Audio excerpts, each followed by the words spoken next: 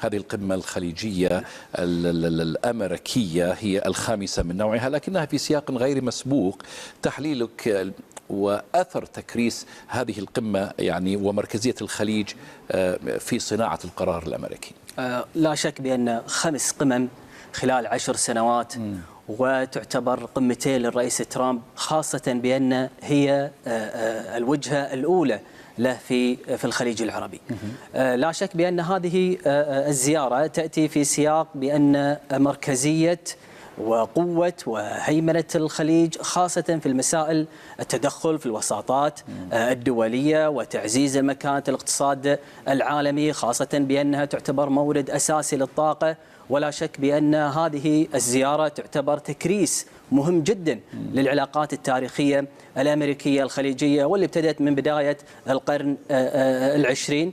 فبالتالي أعتقد بأن هذه تعطي صفحة جديدة من العلاقات الأمريكية الخليجية، عنوانها الاقتصاد والشراكة والأمن والدفاع في هذه المسألة، خاصة بأن الرئيس ترامب يحمل ملفات اقتصادية، خاصة بأن الوفد اللي جاي فيه الرئيس ترامب من قبل وزير الدفاع وكذلك التجارة. واعتقد بأن المبادرات الخليجية التي طرحت قبل زيارة الرئيس ترامب تشكل منعطف جديد في العلاقة الاقتصادية والشراكة السياسية ما بين الولايات المتحدة ودول الخليج العربي. لا شك دكتور علي بأن هذه القمة الخليجية يعني تعتبر هي قمة خليجية أمريكية تبادلت فيها المصالح، كان هنالك الحوار والتفاوض على الكثير من الملفات.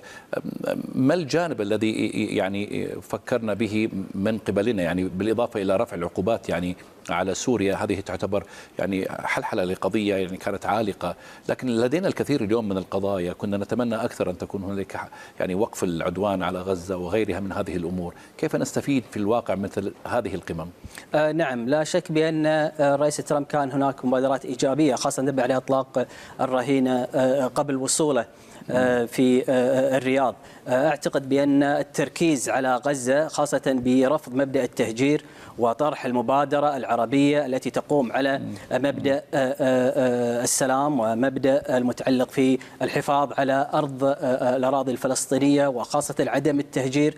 وأعتقد أيضا فتح صفحة جديدة فيما يتعلق بالاتفاق اللي توصلت له الولايات المتحدة مع السلطة الغير شرعية في اليمن، خاصة في مسألة وقف إطلاق النار وتسيير الحركة الملاحية في البحر الأحمر. وأعتقد بأن الجهود الخليجية التي قاعد تبذل خاصة في مسألة رفع العقوبات بعد أشهر قصيرة جدا، خاصة في استلام السلطة المعنية في سوريا، أعتقد بأن هذا انتصار يسجل للجهود الخليجية التي تدعم التعاون العربي والتي تدعم للأمانة انسيابية والحركة في مسألة التغيير السلطة في سوريا. فأعتقد أن هذا انتصار يسجل لمنظومة مجلس التعاون خاصة في مسألة رفع العقوبات، واعتقد أن هذا راح يكون له تأثير إيجابي في قادم الأيام بإذن الله. دكتور علي، أنتقل معك والسادة المشاهدين إلى الرياض. في داخل الاستوديو الدكتور علي البذال، أستاذ القانون الجزائي بكلية الحقوق بجامعة الكويت. دكتور،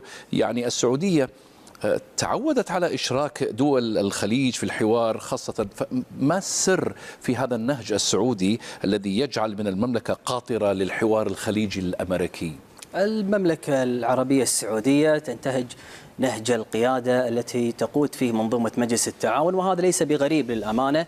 هي نهجها دائما نهج مد التعاون مع الأشقاء ومد يد العون مع الأصدقاء وبناء العلاقات الاستراتيجية من الناحية السياسية والاقتصادية وبناء جسور الثقافة في شتى القارات الأمانة. فهو نهج متعود من قبل المملكة العربية السعودية، وخاصة في الفترة الأخيرة. يعني احنا نشوف أن خلال 10 سنوات تم استضافة 4 قمم أمريكية خليجية في الرياض. هذا يدل على الشعور القوي والصادق من قبل المملكة العربية السعودية في تجميع الأشقاء وفي بناء استراتيجيات.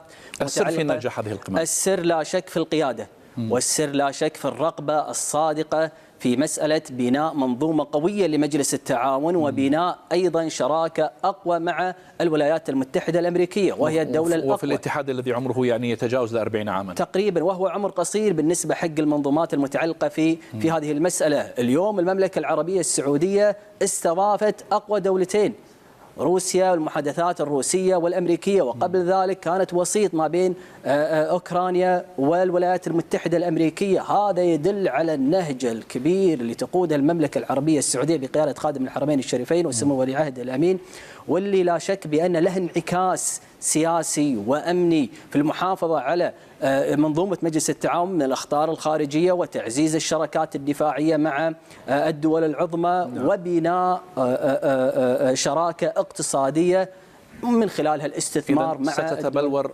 مستقبلا بماذا هذه الشراكة ستتبلور لا شك بأنها ستتبلور مع في شراكات اقتصادية فاعلة. كانت الكلمات من قبل تعود بالنفع، لا شك تعود بالنفع، خاصة من كلمة سمو حضرة صاحب السمو أمير البلاد المفدى الشيخ مشعل اللي طرح مبادرة جدا رائعة، وهي بناء إنشاء المنتدى الثقافي الإبداعي، وهذا يتعلق في هذه المسألة بالإضافة إلى بناء الشراكات الاستثمارية والاستثمار في الطاقة المتجددة والابتكار وكذلك الأمن السيبراني. هذه كلها أمور متعلقة في زيادة الاقتصاد وزيادة التجارة الدولية ما بين الطرفين. دكتور علي البذال، أستاذ القانون الجزائي بكلية الحقوق بجامعة الكويت، شكرا جزيلا لك. مشاهدينا مستمرون معكم في نشرتنا، لا تذهبوا بعيدا، فاصل ونعود.